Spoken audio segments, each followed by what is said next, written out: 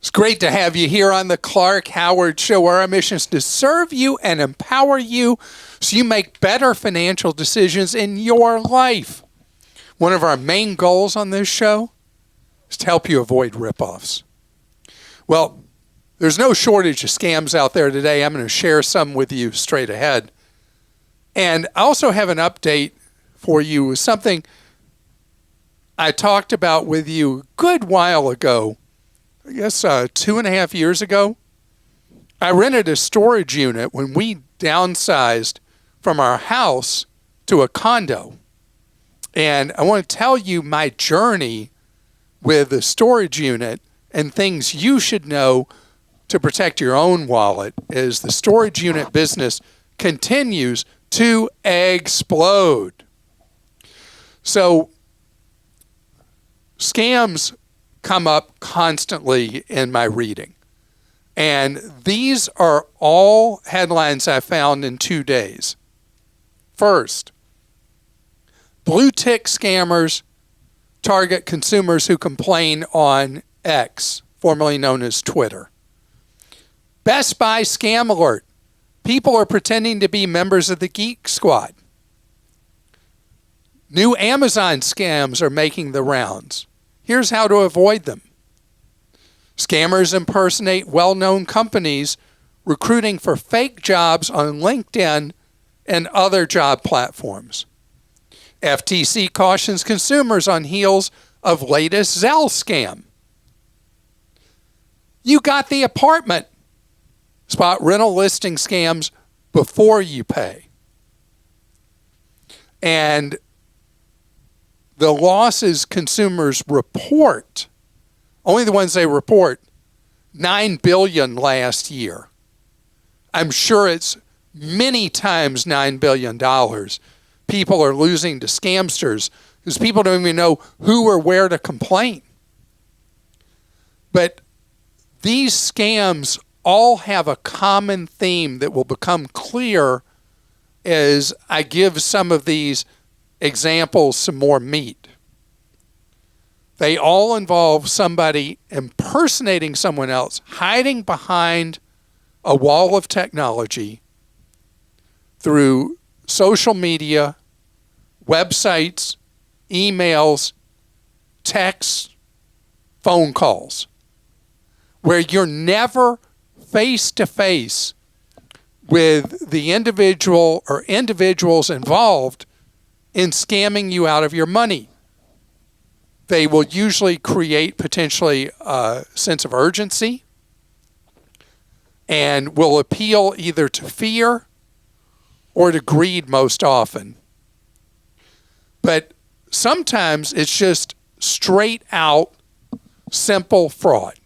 And here's an example, starting with the very first one I mentioned, and that's the blue tick scam. So with the changes Elon Musk has been making at X, formerly known as Twitter, there's not really a good way for you to verify anymore that someone representing that they're an organization is in fact that organization. And over the last, I would say 10 years, people have learned to use social media as a way to try to solve a customer service problem they've been unable to solve otherwise.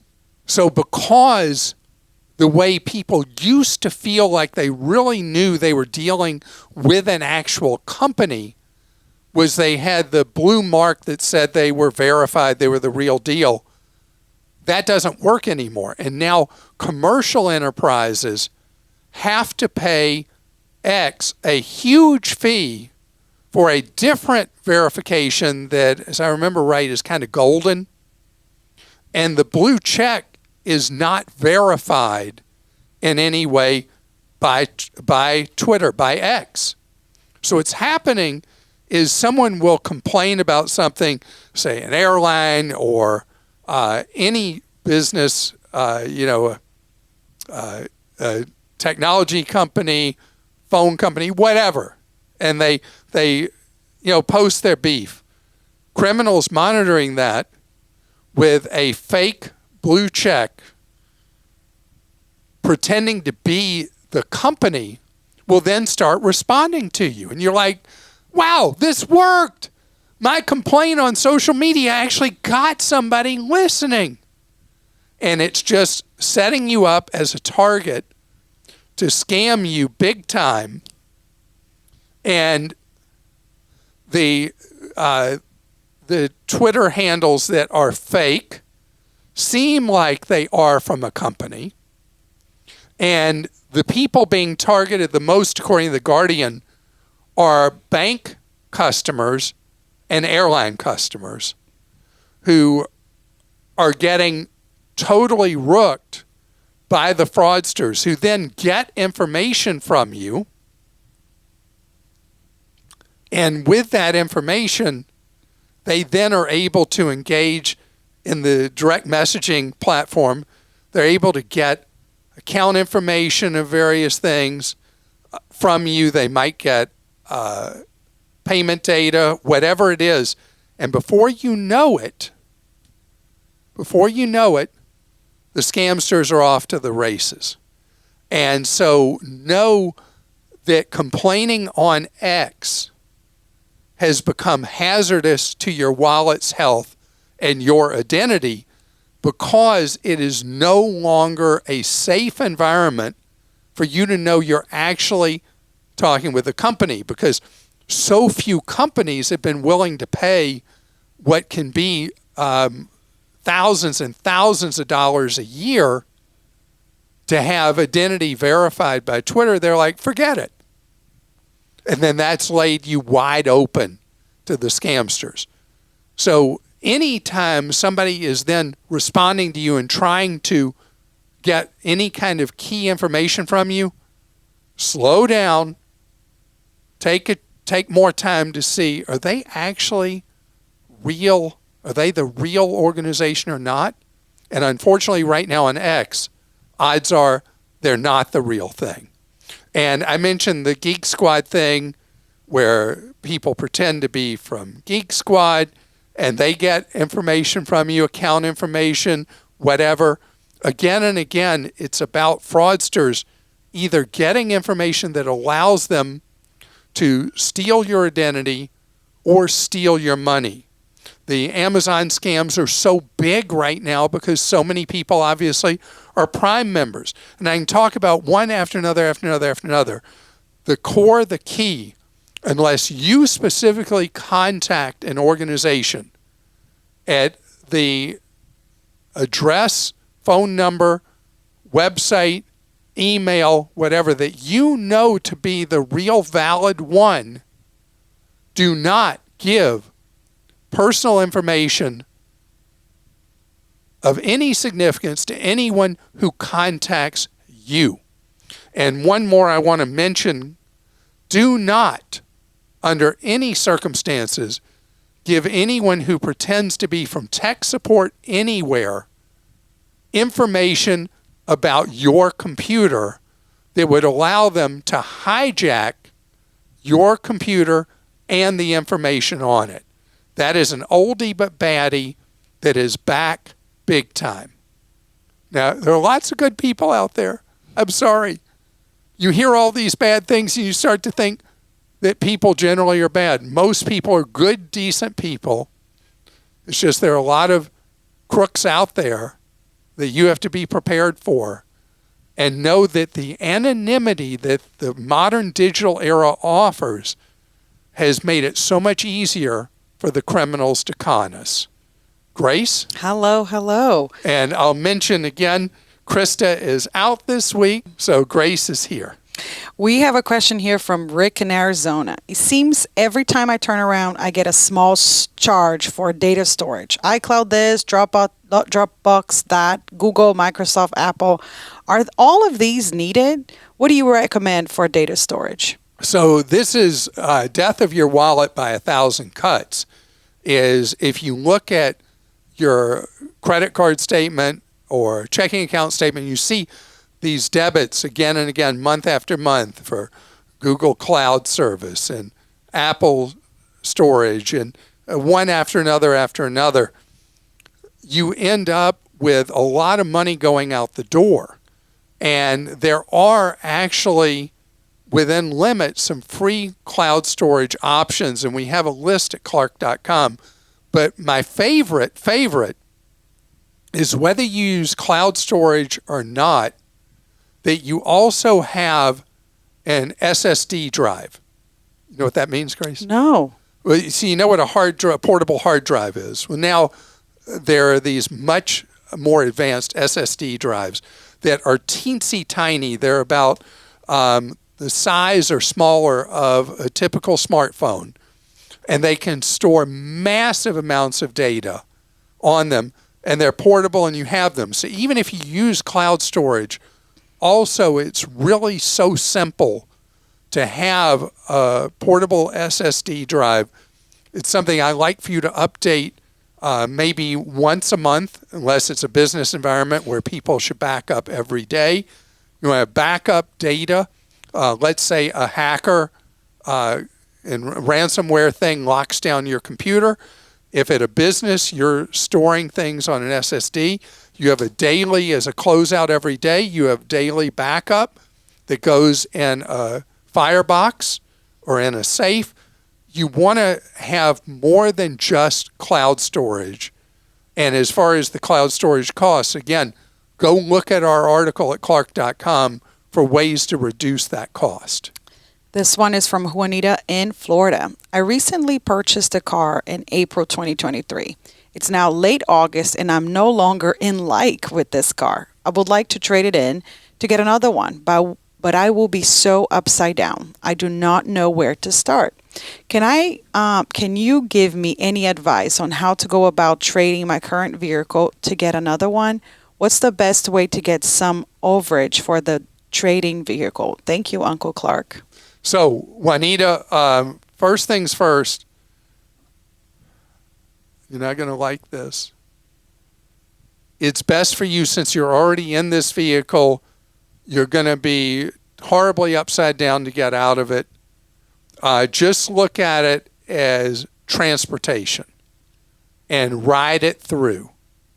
You know, it's very common that people will get a vehicle and later it's being like, wow, I thought that was a good idea. I hate this thing.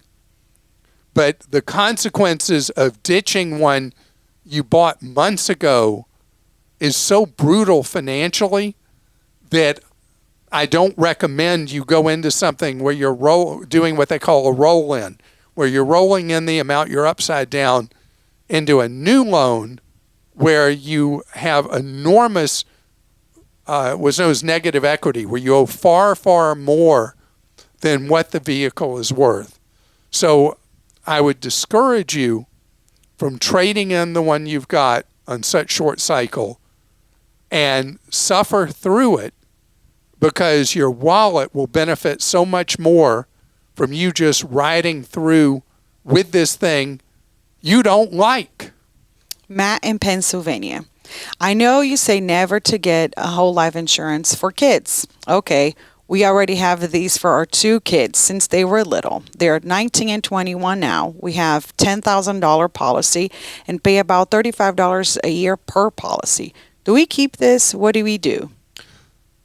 So what I would recommend, they're now emerging into adulthood. The 19 and 21-year-old, soon as they may already be in the workplace, they may still be in education, maybe college or training. When they go into a workplace and they have demonstrable income, that would be when they should buy a level term insurance policy. The $10,000 policy, once somebody's working, that's not going to be adequate for replacement income for survivors. I mean, you know, you don't even have to buy insurance when they first start working. I mean, the purpose of insurance is to provide for those left behind. The policies that are pushed so much to parents of newborns are generally referred to often as burial policies. The visceral fear a parent has that their child may die young, and the tragedy of that.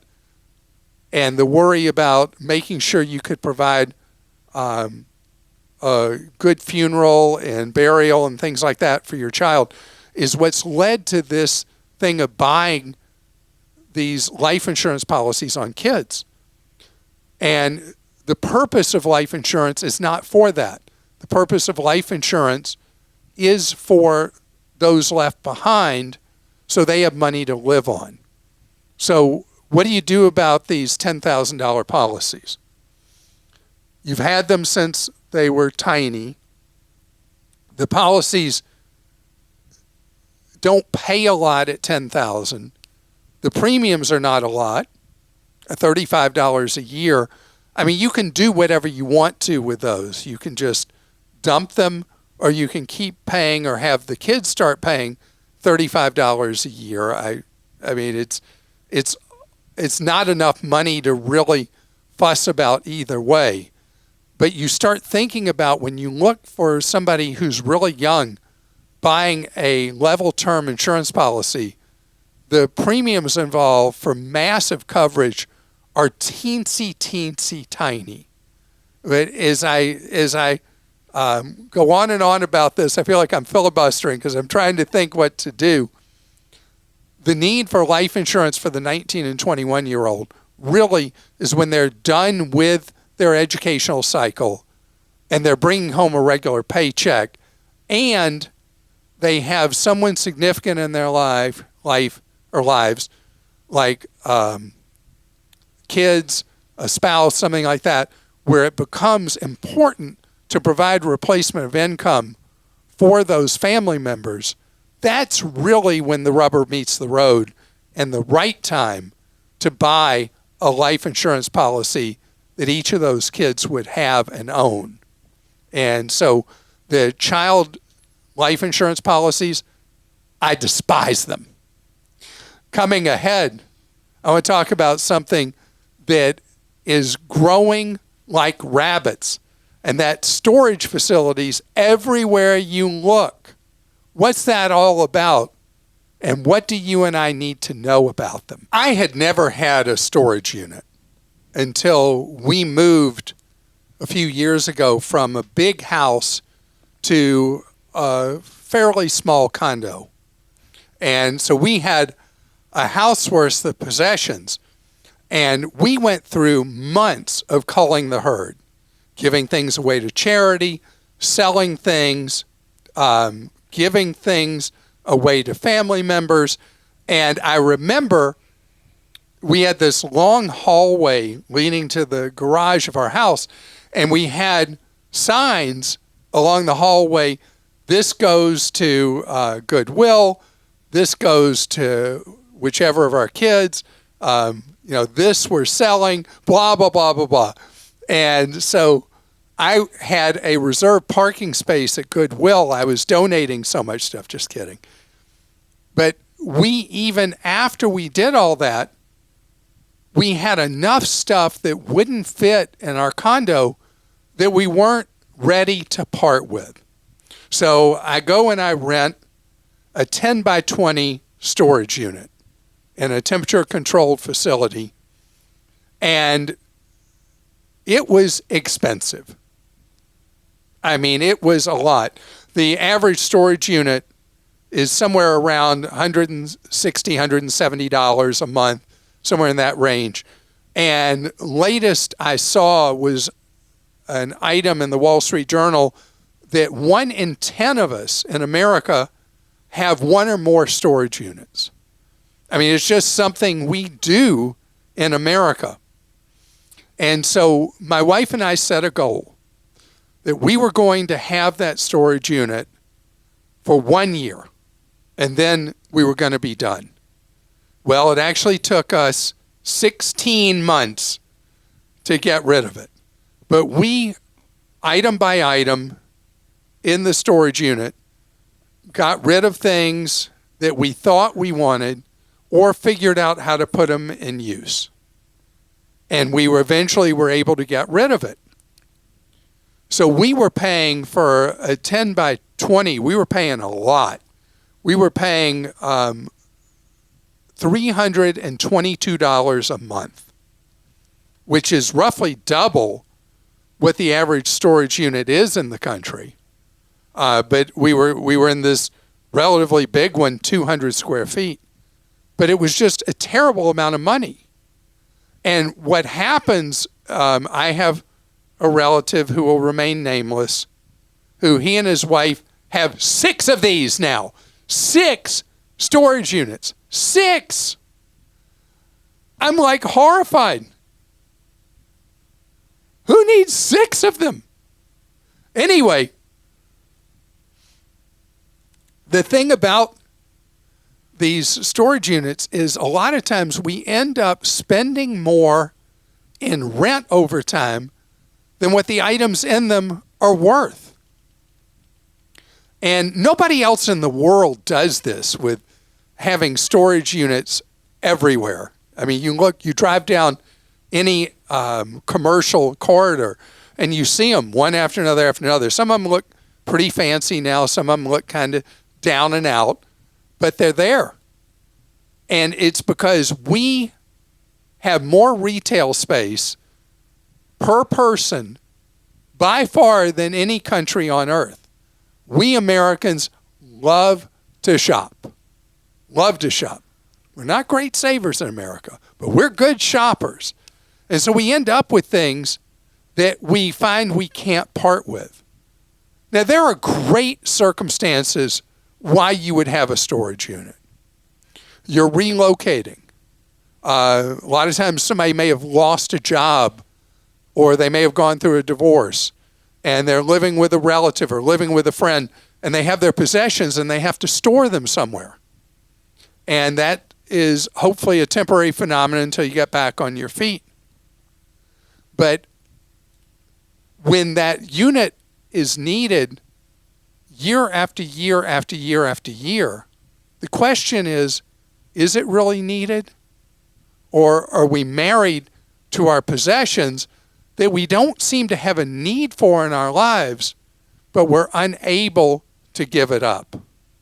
So I failed. I didn't get out of that thing in the 12 months, like I said. It took a few more months, but we're out. And it turned out if we had really thought it through, we never would have needed it in the first place.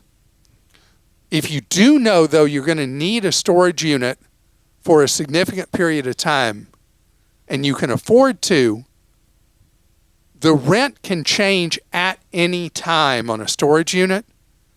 But if you can prepay, let's say for potentially a year in advance or something like that, you fix the price and you avoid the big rent increase.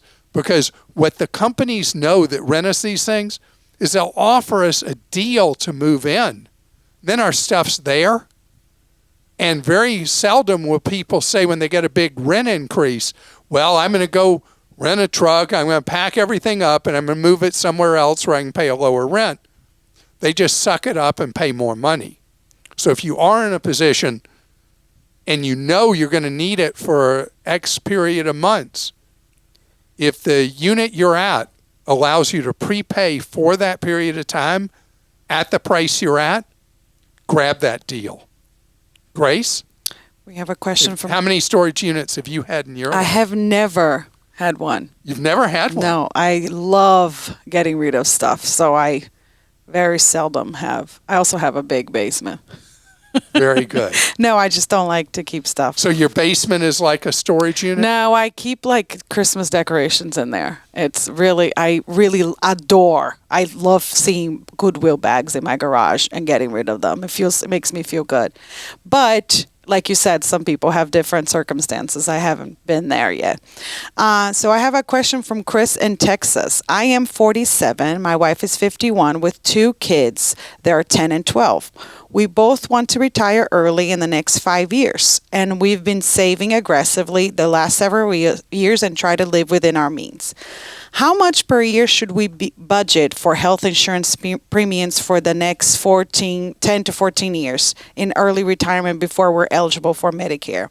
Would pre-existing conditions or expensive biological medications that we're on increase our health insurance premium? We make about $250,000 per year currently, but we'll be making substantially less when we retire early. Thanks for all you do and your wonderful advice. Thank you very much, Chris. And I love it that you're in a position to retire early to mid-50s. That is really wonderful. So the question you ask about health coverage is a crystal ball that is so cloudy, it's impossible to predict. And here's why.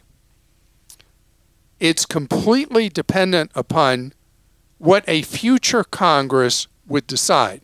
Right now, you mentioned in retirement you'll have substantially lower income, which will qualify you on the healthcare exchange at healthcare.gov for very heavy subsidies for premiums for health insurance for just the next couple of years, but you're still working in that time period. We have no idea how health coverage is going to work later this decade or into the 30s. So there's not even a good educated guess as to what it will cost you for health coverage. So I have just the craziest suggestions, Chris. Number one, the whole idea of quitting work cold turkey is something a lot of people love doing, but you may find that it wouldn't be the worst thing possible to work somewhere part-time where part-time workers qualify for health coverage. That way you bring in just a little bit of income and you don't have the big question mark about how healthcare coverage is going to work. There are a number of employers, as we live in an era where we're an aging population, it's not as easy for employers to find workers, that more and more places offer these benefits and a variety of benefits to part-timers that used to be reserved just for full-timers. But there is no possibility of me being able to give you what that figure is going to be. By today's standards, you'd have to figure that without the subsidies, that the healthcare premiums, you're looking at a few $1,000s a month for healthcare premiums. The prescription drug thing is usually not part of many individual health plans. So prescriptions, you're left trying to shop around in the marketplace so often when you are just an individual or a family looking for prescription drugs. That's a lot. Okay. So I have one here from Ron in Michigan. I have an iMac late 2013. The computer works perfectly. However... Wait a minute. You have a computer from prehistoric times? Your Mac from 2013 is still cooking? I love it. You know, this is like when the car companies show the reliability of their vehicles, showing somebody who's got, 1 million miles on their, on their vehicle or whatever. Wow. Yeah. That's impressive, Ron. Okay. Yeah. I thought I was rocking. I have an iPad from 2017 that works great. Well, my kid plays with it. Anyways, keep going. From Ron. The computer works perfectly. However, I just became aware that both Safari and Google Chrome are no longer current. It seems Apple will no longer support Mac operating system upgrades from that long ago, right? I use this computer for my financial and retirement accounts. Is there anything I can do here? I'm concerned about using an old version of Safari, especially when I'm logging into my retirement account. Like you, I'm one to use things until they are no longer usable. My Mac still works great. Seems like a waste to throw it aside. Please help. So, Ron, This would be a case where I'm actually going to ask you to open up your wallet. You can get on sale a new MacBook Air often on sale for like $799, somewhere in that range, 700s.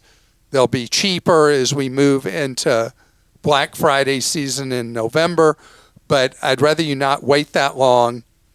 I don't want you going to financial accounts where you're vulnerable. Now, you could, if you have a current smartphone, you have a current iPhone or Android, you could, on the apps for your retirement accounts, you could access them that way, and that would be a safe platform for you to do so. But definitely not on a computer where the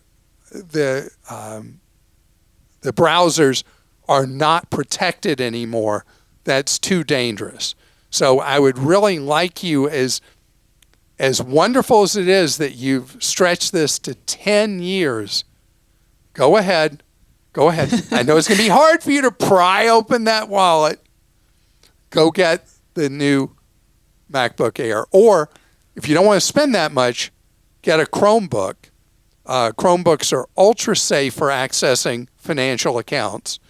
And you can get a Chromebook for $100, $200, right in that range. This one is from David in Wisconsin. You seem to find the fast food apps acceptable to finding good deals. I agree. However, I'm somewhat confused by these.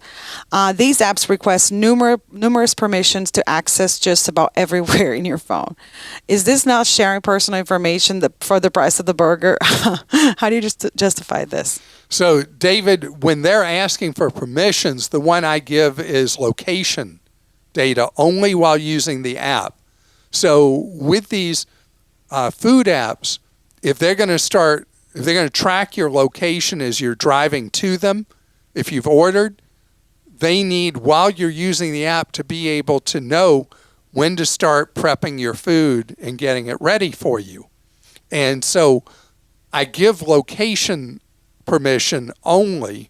As for other permissions they ask for, so often with any app that you download on your phone, they're going to ask for the world, and you got to think about what things they really need access to.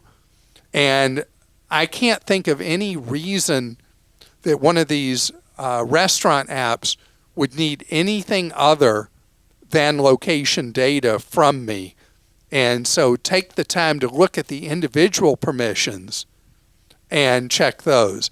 And you know, it's interesting what I've seen with more and more international companies, the permissions automatically are off for everything unless you specifically grant a permission. And I love being able to look at the list and see if there's any of them I want to give them permission to.